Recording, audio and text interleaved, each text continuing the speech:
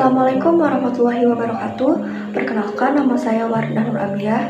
Saya mahasiswi dari Politeknik Ketenagakerjaan, Prodi D3 Manajemen Sumber Daya Manusia, NIM 102022029. Video ini saya buat untuk memenuhi tugas UTS mata kuliah Kewarganegaraan dengan dosen pengampu Pak Don Bustirao, SIP MSI. Tema yang akan saya bahas dalam video kali ini yaitu perusahaan afirmasi disabilitas. Seperti yang kita ketahui bahwa di era globalisasi saat ini, para penyandang disabilitas sering mendapatkan perilaku tidak adil atau diskriminasi, baik dalam kehidupan sehari-hari maupun dalam hal mendapatkan pekerjaan. Untuk itu, pada tanggal 14 April tahun 2023, saya mewawancarai seorang narasumber dari suatu perusahaan untuk menanyakan peraturan atau regulasi yang ada di perusahaan mengenai penyandang disabilitas. Narasumber yang saya wawancarai yaitu Pak Pongki dan Pak Andi, yaitu seorang driver mitra dari perusahaan Grab.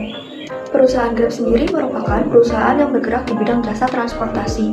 Perusahaan ini menyediakan layanan berbasis mobile, yang mana kegiatan operasional perusahaannya ini bertujuan untuk meningkatkan aksesibilitas bagi para pengguna atau customer-nya untuk mendapatkan barang atau layanan yang diberikan oleh mitra.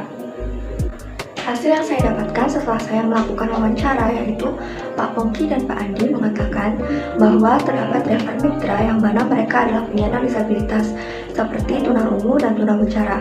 Kemudian beliau juga mengatakan bahwa biasanya para penyandang disabilitas menggunakan alat bantu untuk menunjang kegiatan pekerjaan mereka. Seperti tunarungu biasanya mereka menggunakan alat bantu dengar karena untuk berkomunikasi dengan customer bukanlah suatu hal yang mudah.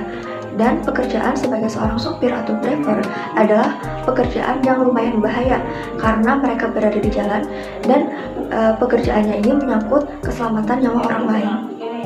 Mengenai regulasi perekrutan bagi para pekerja disabilitas, Pak Andi dan Pak Pongki kurang mengetahui mengenai informasi detailnya. Kemungkinan terdapat sedikit perbedaan antara alur perekrutan bagi mitra disabilitas dan non-disabilitas. Namun dapat dipastikan bahwa perusahaan Grab adalah perusahaan yang menerima mitra dengan keterbatasan tertentu atau penyandang disabilitas. Menurut saya, perusahaan Grab telah menerapkan Undang-Undang Nomor 8 Tahun 2016 mengenai penyandang disabilitas yang berhak mendapatkan pekerjaan yang diselenggarakan oleh pemerintah maupun swasta tanpa adanya diskriminasi. Undang-undang ini menjamin para penyandang disabilitas untuk mendapatkan pekerjaan baik dari pihak pemerintah ataupun pihak swasta. Sebagaimana yang tertuang dalam pasal 53 ayat 1 dan 2. Pada ayat 1 berbunyi bahwa pemerintah daerah, BUMN dan BUMD wajib mempekerjakan paling sedikit 2% penyandang disabilitas dari jumlah pekerja atau pegawainya. Kemudian pada ayat 2 yaitu perusahaan swasta wajib mempekerjakan paling sedikit 1% penyandang disabilitas dari jumlah pekerja atau pegawainya. Jadi dapat saya simpulkan bahwa perusahaan Grab merupakan perusahaan yang mengafirmasi para penyandang disabilitas.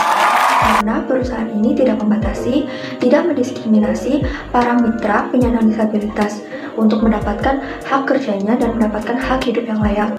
Misalnya, perusahaan Grab ini menyediakan layanan Grab Gerak sebagai dedikasi bagi para penyandang disabilitas agar dapat menjalankan pekerjaan atau kegiatan sehari-harinya dengan lebih mudah. Kemudian perusahaan Grab juga menyediakan model training yang ramah bagi para disabilitas, seperti penyediaan video training bagaimana cara melayani customer, namun disertai dengan bahasa isyarat. Dan yang terakhir, perusahaan Grab ini adalah perusahaan yang selalu open kritik dan selalu melakukan evaluasi atau perbaikan agar regulasi dan fitur-fiturnya selalu update sehingga tetap ramah bagi para mitra disabilitas dan customer disabilitas.